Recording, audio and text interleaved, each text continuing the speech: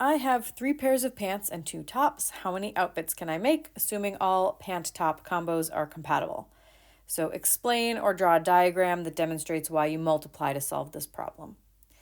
Okay, so we would do 3 times 2. The answer is 6 outfits. But why? Okay, so I'm going to make a decision tree. So we start here, and I have to choose between 3 pairs of pants. 1, 2, 3. Let's just label them, I don't know, maybe we have blue, black, and brown. You could call them A, B, and C. It doesn't matter. And then I have 2 tops that I could pair with each set of pants. Okay, and maybe those tops are red and green.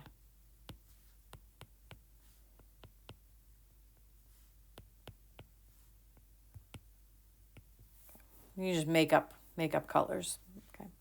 So how many total outfits is the total number of branches? We've got 1, 2, 3, 4, 5, 6. So why are there 6 branches? Because I have 3 groups of 2, right? Think of it like here's a group of 2, here's a group of 2, here's a group of 2.